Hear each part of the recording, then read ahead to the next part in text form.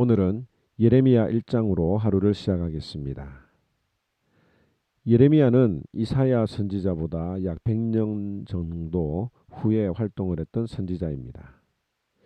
이사야는 북이스라엘이 망할 즈음에 남유다 왕국에서 활동한 선지자였다면 예레미야 역시 남유다 왕국이 멸망할 즈음에 활동했던 선지자입니다.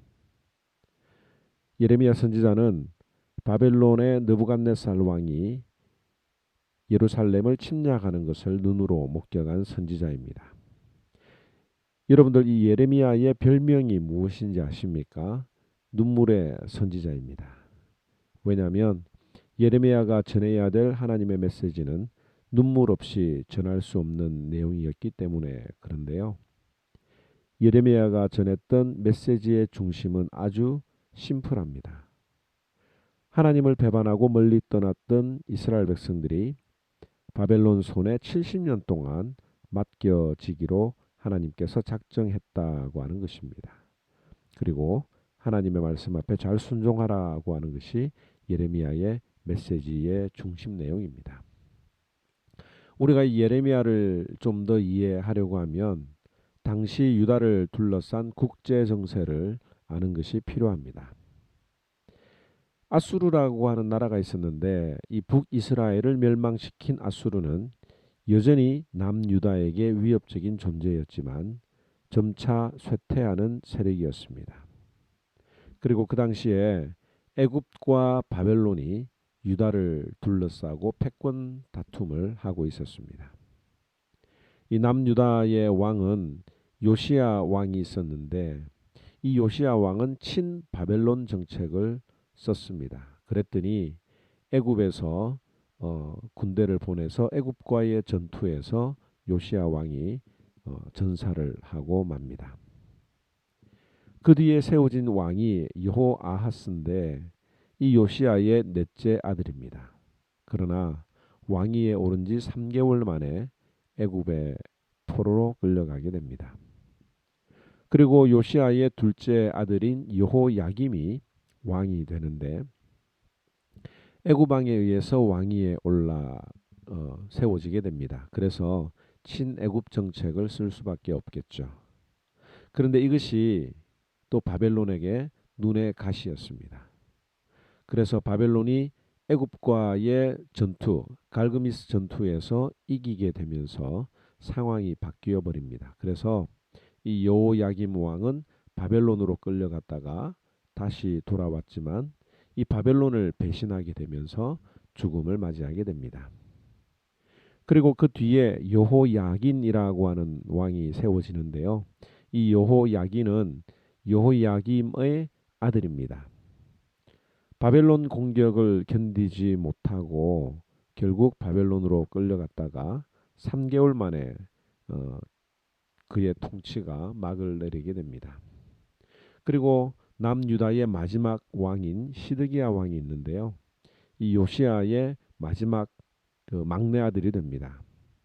바벨론이 이 시드기야를 왕으로 세웁니다. 그래서 11년 동안 통치를 하게 되는데 통치를 하는 가운데서도 이 신하들이 친애굽파들이 많이 있었습니다. 그래서 애굽과 결탁을 해야 된다라고 하는 그런 압력을 이기지 못하고 시드기야 왕이 애굽과 손을 잡게 되자 바벨론이 예루살렘을 침공해서 느부갓네살 군대에 의해서 유다가 멸망을 맞이하게 되는 그런 어떤 상황에 있었습니다. 한마디로 이야기하면 우리나라가 중국과 미국에 끼어서 참 이 정치를 제대로 이렇게 할 수 없었던 그런 것처럼 애굽과 바벨론에 끼어서 두 나라의 눈치를 보고 있는 그런 어떤 상황이라고 생각을 하면 되겠습니다.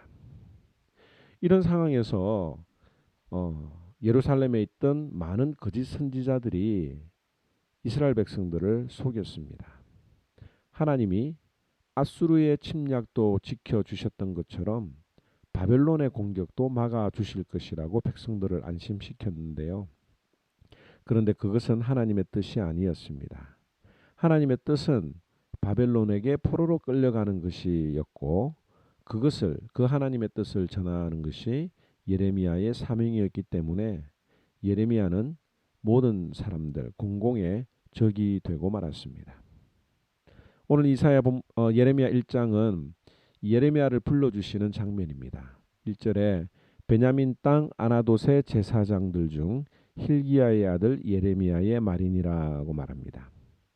여기 아나돗 출신이라고 하는 내용이 있는데요. 이 아나돗 출신에서 알 수 있는 것은 예레미야가 제사장들 중에 주류가 아닌 비주류라고 하는 것을 알 수 있는 단어입니다.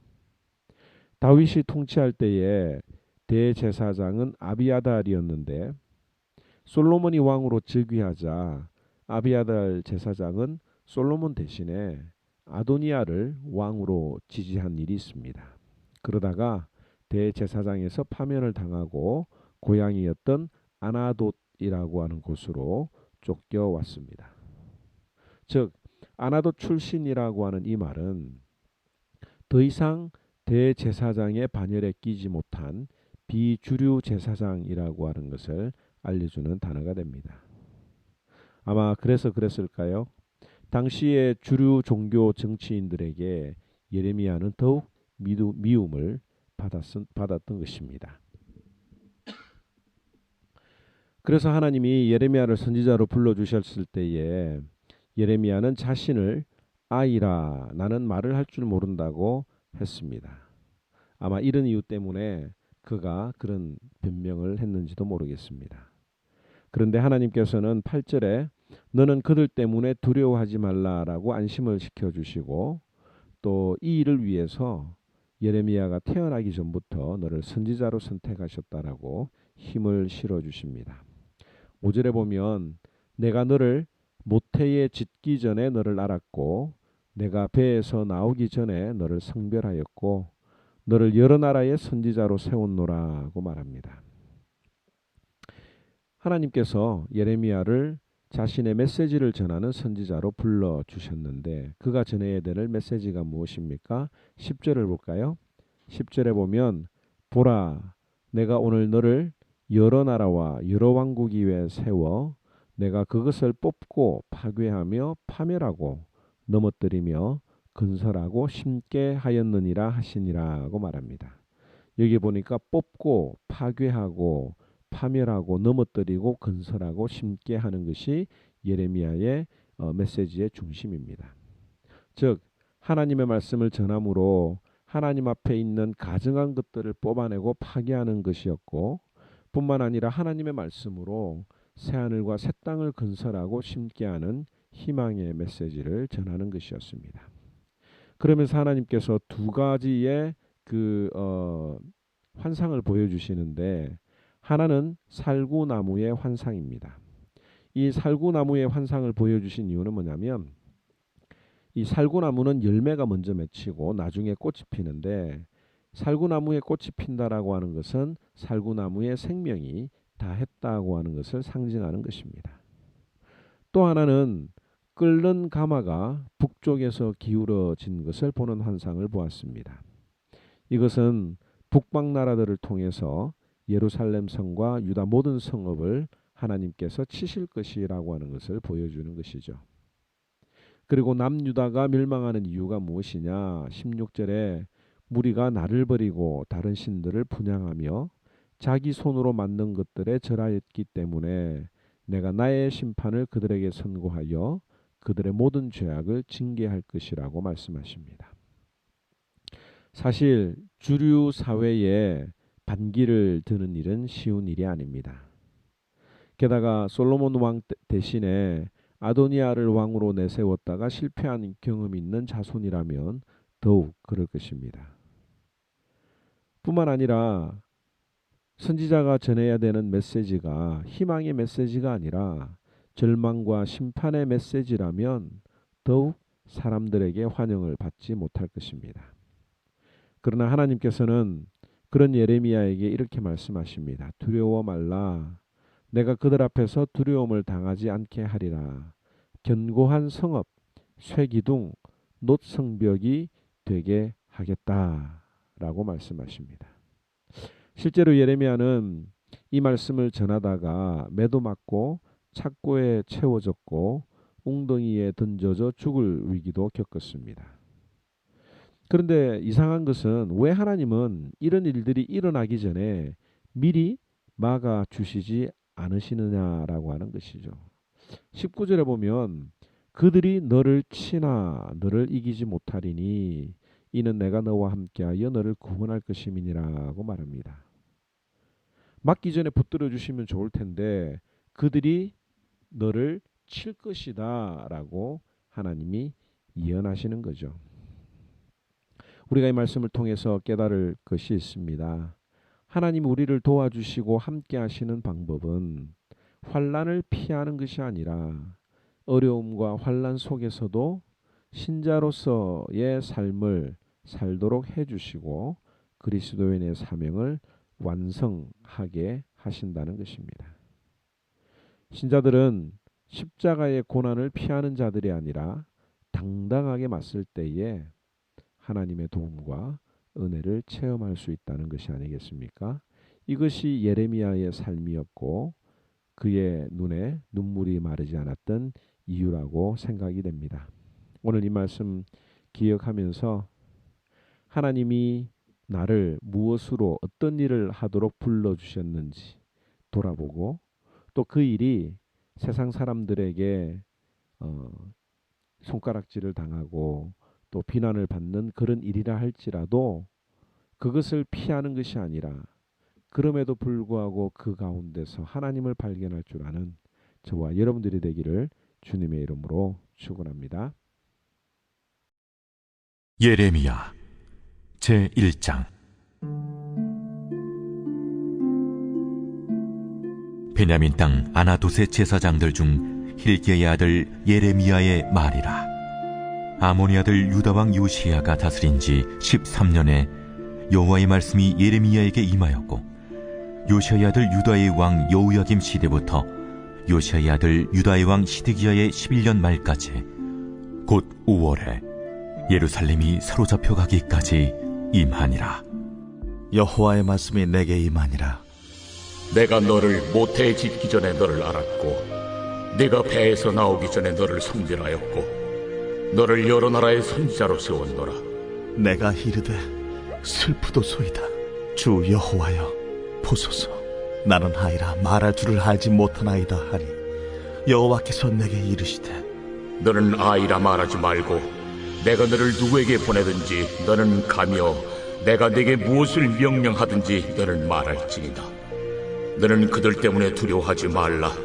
내가 너와 함께하여 너를 구원하리라. 나 여호와의 말이니라 하시고 여호와께서 그의 손을 내밀어 내 입에 대시며 여호와께서 내게 이르시되 보라, 내가 내 말을 네 입에 두었노라. 보라, 내가 오늘 너를 여러 나라와 여러 왕국 위에 세워 네가 그것들을 뽑고 파괴하며 파멸하고 넘어뜨리며 건설하고 심게 하였느니라. 여호와의 말씀이 또 내게 임하니라. 예레미야야, 네가 무엇을 보느냐? 내가 살구나무 가지를 보나이다. 네가 잘 보았도다. 이는 내가 내 말을 지켜 그대로 이루려 함이라. 여호와의 말씀이 다시 내게 임하니라. 네가 무엇을 보느냐? 끓는 가마를 보나이다. 그 윗면이 북에서부터 기울어졌나이다. 재앙이 북방에서 일어나 이 땅의 모든 주민들에게 부어지리라. 내가 북방 왕국들의 모든 족속들을 부를 것인즉 그들이 와서 예루살렘 성문 어귀에 각기 자리를 정하고 그 사방 모든 성벽과 유다 모든 성읍들을 치리라. 여호와의 말이니라. 무리가 나를 버리고 다른 신들에게 분향하며 자기 손으로 만든 것들에 절하였은즉 내가 나의 심판을 그들에게 선고하여 그들의 모든 죄악을 징계하리라. 그러므로 너는 내 허리를 동이고 일어나 내가 네게 명령한 바를 다 그들에게 말하라. 그들 때문에 두려워하지 말라. 내가 그들 앞에서 두려움을 당하지 않게 하리라. 보라, 내가 오늘 너를 그 온 땅과 유다 왕들과 그 지도자들과 그 제사장들과 그 땅 백성 앞에 견고한 성읍, 쇠기둥, 노성벽이 되게 하였은즉 그들이 너를 치나 너를 이기지 못하리니 이는 내가 너와 함께하여 너를 구원할 것임이니라. 여호와의 말이니라.